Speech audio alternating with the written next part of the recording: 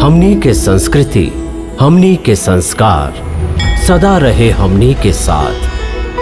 भारत के महान ग्रंथ और काव्य सब के संपूर्ण संकलन सब्सक्राइब करें तिलक।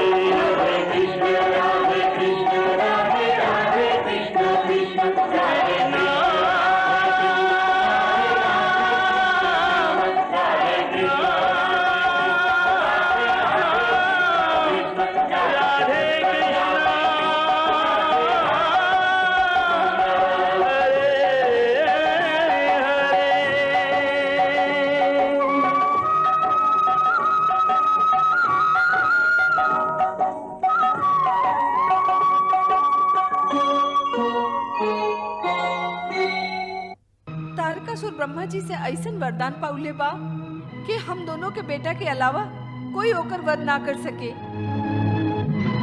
यही से विवश होके आपके तपस्या में बाधा डाले पड़ल। तब तो हम अकारण ही कामदेव के भस्म कर देली। बताई महादेव, अब हम देवी रति के का जवाब दीही? कहवा से लाके दीही कामदेव के? माई, हम वहाँ के बिना जीवित ना रह सकी। माई, जीवित ना रह सकी। देवी रति जीवित रहल नहीं की चाहत और तीनों लोक में कोई भी प्राणी नया जन्म भी न ली। विडंबना ही विडंबना बा, संकट ही संकट बा। ई आप का कह रहा है मुनिवर? महादेव, कामदेव तीनों लोक में हर केहू के मन में प्रेम और कामना के आग भड़कावत रहन। जब उहे न रही हैं त न काम और प्रेम के भावना जागी और न कोई केहू से प्रेम करी और न केहू जन्म ली। संकट ही संकट बा महेश्वर, संकट ही संकट। भगवान, यही से हम कहले रही कि कामदेव के भस्म करे से अनर्थ हो गईल बा।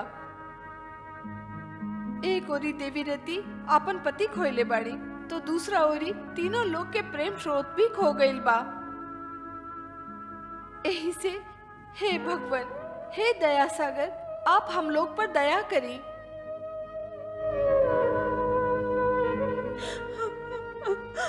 हाँ महादेव, कामदेव के बिना तीनों लोक में प्रेम के अकाल पड़ जाई। ऐसे हम सभी आपसे विनती करत हई कि आप कामदेव के जीवन दान दी। हाँ महादेव, कामदेव के आप फिर से जीवित कर दी, जीवित कर दी महादेव, जीवित कर दी। हाँ महादेव, कामदेव के आप जीवित कर दी। हे महादेव, हे दया सागर, हमरा पर कृपा करी। हमार सुहाग के हमके लौटा दी महादेव।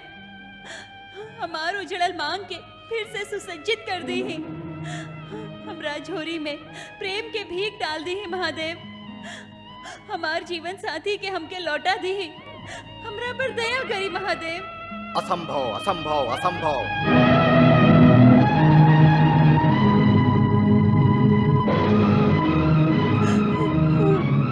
कामदेव के शरीर भस्म हो चुकल बा। अब वो माटी के पुतला ना बन सकेला। अभी खाली राख बाड़न, राख। तो फिर हमके भी भस्म कर दी महादेव। हमके भी भस्म कर दी। हमरो शरीर के भी राख बना दी। जैसे हमार शरीर के राख हमार सुहाग के राख में मिल जाए। हम वहां से अलग ना रह सकी महादेव, ना रह सकी। कृपा करके हमके भी भस्म कर दी। देवी रति, एकर कोनो आवश्यकता नहीं खे। कामदेव के खाली शरीरे भस्म भइल बा।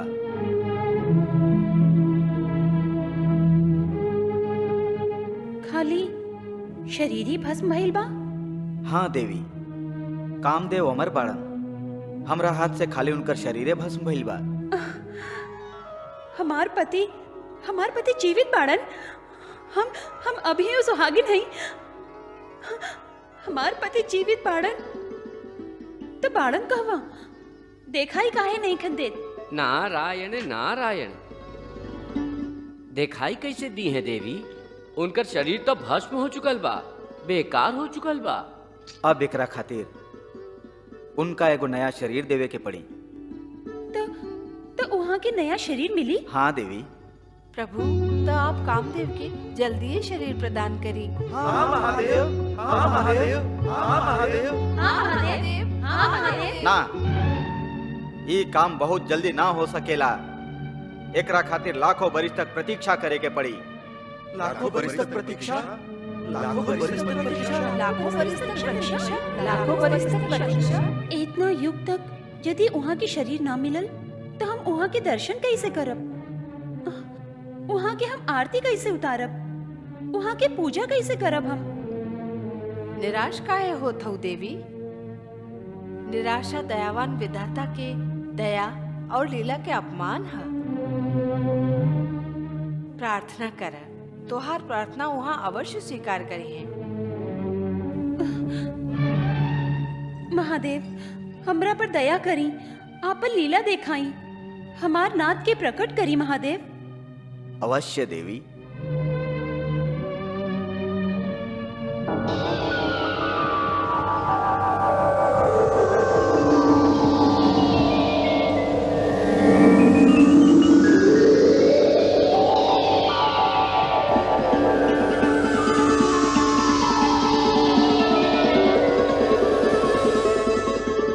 प्रणाम महादेव।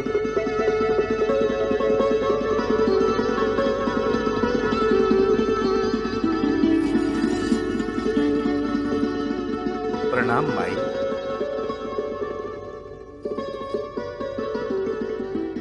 प्रणाम देवतागण।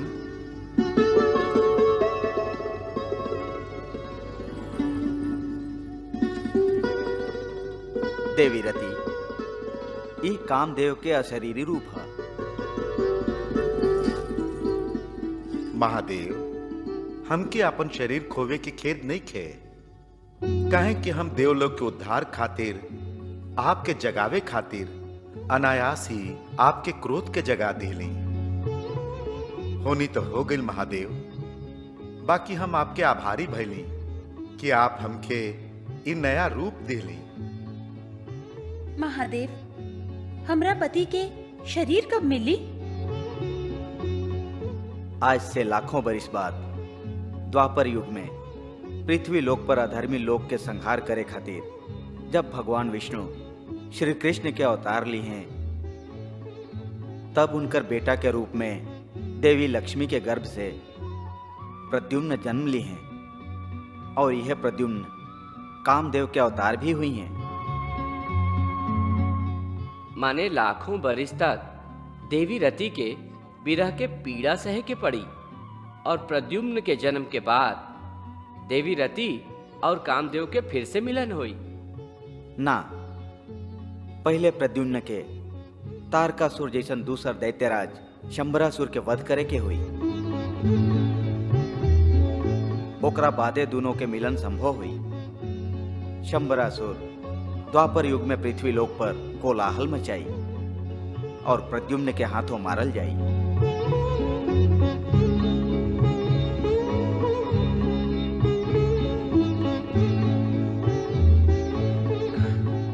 प्रद्युम्न,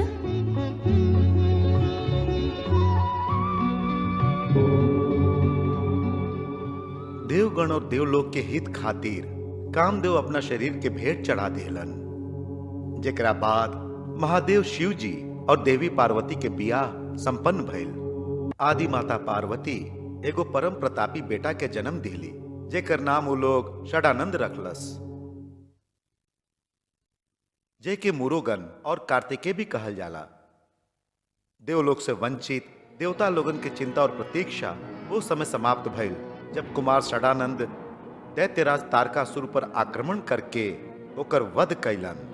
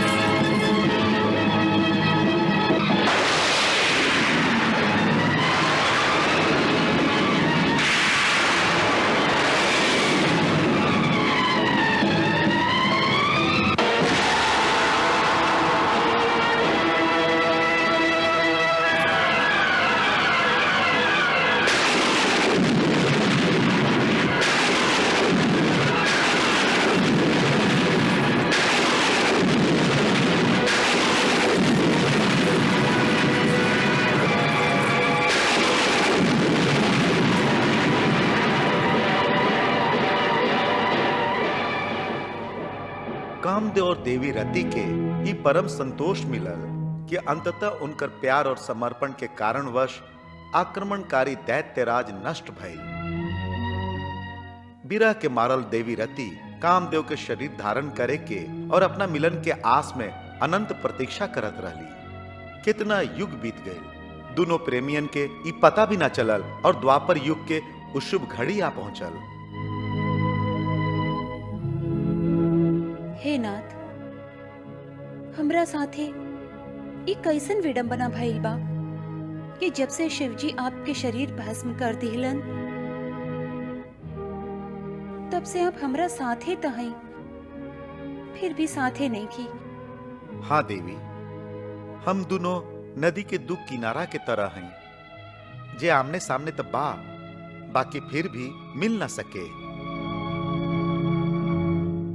समय के धारा हम दोनों के बीच से बहुत बहुत दूर निकल जाला और हम दोनों कुछ नहीं कर पावत। एक दूसरा के युग युग से खाली निहारत रहिले। आपके अशरीरी रूप हमरा खातिर ओह फूल के भांति बा, जेकरा खातिर हम मोहित होके ओकर स्पर्श पावे खातिर जब हम हाथ आगे बढ़ावत हई तब हमार मन में सैकड़ों कांटा चुभ जाला, मिलन के आग और भड़क उठेला। आपकी काया हमरा खातिर खाली एगो माया बन के रह गई बा। हाँ, ये विडम्बना तब्बा, बाकी ए से बड़ विडम्बना त हमार बा देवी। ऊ का? हम कामदेव हैं, कामदेव, जे तीनों लोक में हर केहू के मन में प्रेम और कामना के भावना के जगावेला। बाकी ई कामदेव प्रेम के देवता ही अपना पत्नी के कामना के पूरा नइखे कर सकत, तो हर मन में प्रेम के अग्नि के हम भड़का तो सकत हैं, बाकी बुझा ना सकत हैं। हम कामदेव हैं, कामदेव, कामदेव, कामदेव, कामदेव। इतना युग तक हम दोनों धीरज से काम ले ली, तो फिर अब हम दोनों इतना व्याकुल, इतना भावुक काहे होत हई? ऐसे काहे कि हम धैर्य और सहन शक्ति के चरम सीमा तक पहुंच गए हैं। अब और सहन कईल बहुत कठिन बा। कठिन तबा बाकी प्रतीक्षा करे के अलावा अब और हम का कर सकत हई? नारायण नारायण। आप दोनों के प्रतीक्षा के समय अब समाप्त ही होके वाला बा। प्रणाम देवऋषि। आयुष्मान होखा। आपके मुंह से इस शुभ समाचार सुने खातिर तो हमार कान तरस गए रहे। देवर्षि, का अब हम दोनों के मनोकामना पूरा हुई?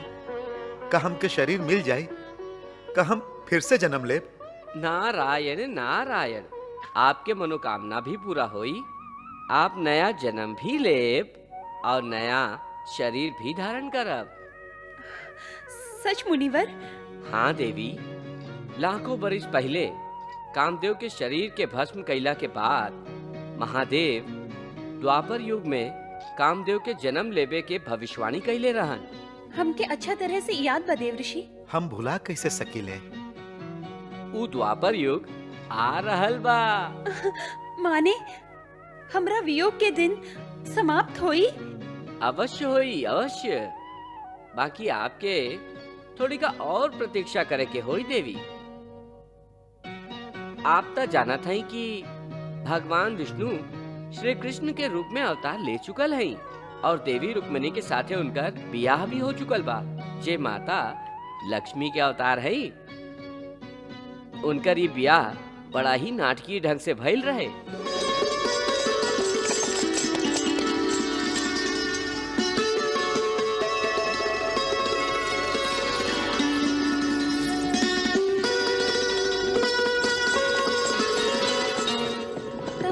अब ए ब्याह के बाद कवन बाधा शेष रह गई बा? अब तो हमार पति के शीघ्र ही देवी रुक्मिणी के अंग से जन्म लेबे के चाहिए। अपना पति के पावे के उत्सुकता और व्याकुलता के भावना के हम समझत हैं देवी। बाकी जौना घटना के कारण कामदेव के श्री कृष्ण और देवी रुक्मिणी के बेटा प्रद्युम्न के रूप में जन्म लेवे के बा, ऊ घटना अब घटे जा रहल बा। आप कौना घटना के बात करत हैं मुनिवर? नारायण नारायण। भुला गईला कामदेव, भुला गईला कि प्रद्युम्न के रूप में आपके शंबरासुर के वध करे के बा। ऊ देखा, शंबरासुर अपना बेटा मायासुर के साथ है।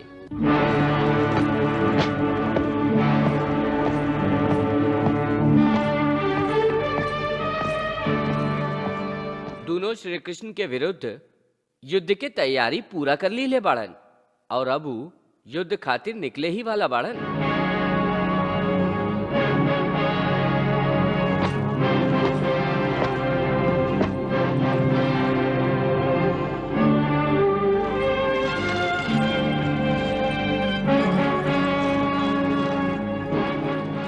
प्रणाम माई। जियत रहा बेटा, यशस्वी होकर। तोहार रग में हमार दूध रक्त बन के बह रहल बा। एह के रणभूमि में बहा के शत्रु लोगन के आपन पैर से रौंदे मत दिहा। माई, तुहार रक्त के क्रिया बा। हम अपन शत्रुअन के रक्त के विजय तिलक अपना माथा पर लगा के लौटब। आप हमार प्रतीक्षा करब। जरूर बेटा। रानी मायावती, तू हमके मायासुर जैसन बेर बेटा देके हमरा पर जो उपकार कैले हो, ओकरा खातिर हम सदा तुहार आभारी रहब। मायासुर आपके माथा पर हमार उपकार नहीं खे, बल्कि आपके लगे हमार अमानत बा। रणभूमि से लौटला के बाद हम आपसे आपन ये अनमोल अमानत वापस ले ले महाराज। रानी मायावती, मायासुर शंबरासुर के बेटा है और हमार बेटा हमरे जैसन मायावी विद्या में प्रवीण बा। हम युद्ध भूमि में मृत्युदाता बन के उतर रहा है। मृत्युदाता। हाँ माई, मृत्यु हमरा अधीन बा। हमार प्राण मृत्यु के अधीन नहीं खे। आप हमार चिंता मत करी। चिंता हमके ऐसे बा बेटा कि हम लोग के शत्रु कौनो साधारण मनुष्य नहीं खे। यदि आप दोनों मायावी विद्या में प्रवीण हैं, तो वासुदेव श्री कृष्ण भी मायावी विद्या में निपुण बाड़न। वो बड़का बड़का राजा लोगन के रणभूमि में परास्त कैले बाड़न। लोग उनके शक्तिमान ही ना, भगवान भी माने लेन। रानी मायावती, एह में शंका नहीं खे कि कृष्ण बलवान बाड़न। बाकी हम त्रिलोक पर अपन अधिराज्य स्थापित कर चाहत हैं। ऐसे सबसे पहले हमके श्री कृष्ण के बल, बुद्धि और मायावी शक्ति के विफल करे के हुई। माई, हम श्री कृष्ण के अवश्य हराई और त्रिलोक विजेता बन के लौटब। आप खाली हमके आशीर्वाद दी। हमार आशीर्वाद तो हमेशा तोहरा संगे बा बेटा। रानी मायावती, तोहके अपन बेटा के आत्मविश्वास पर संतोष नहीं के हो काहे? कौनो झरना के तरह मायासुर के सीना से ई झरझर उबलत विश्वास ही हमरा चिंता के कारण बा महाराज। काहे कि कबो कबो जरूरत से अधिक विश्वासी घातक बन जाला। शुभ शुभ बोला मायावती, शुभ शुभ। और शुभ कामना के साथ हम लोग के विदा करा। आवा और हम लोग के तलवार हम लोग के हाथ में सौंप दा।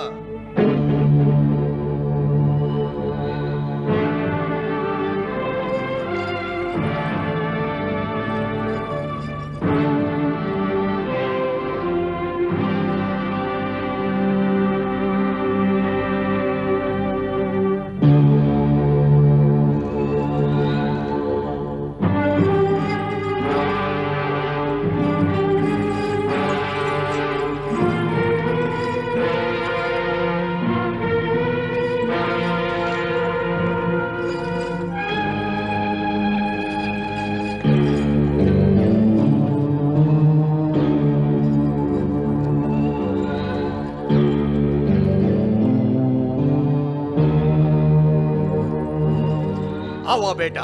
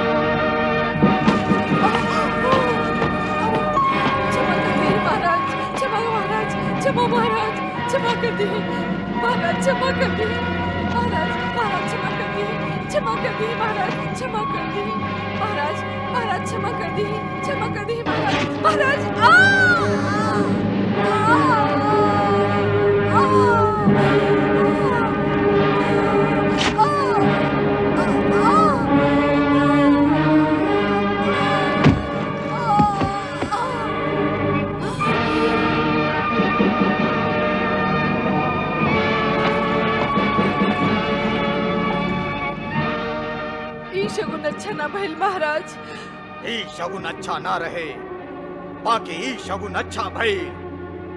युद्ध भूमि में उतरे से पहले ही हमार तलवार के जीभ रक्त चीख लेला।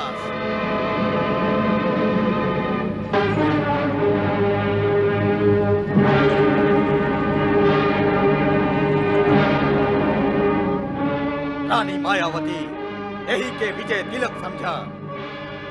सेनापति आज्ञा महाराजाधिराज। सेना के रणभूमि में कूच करे के आदेश दा। जे आज्ञा। चलो।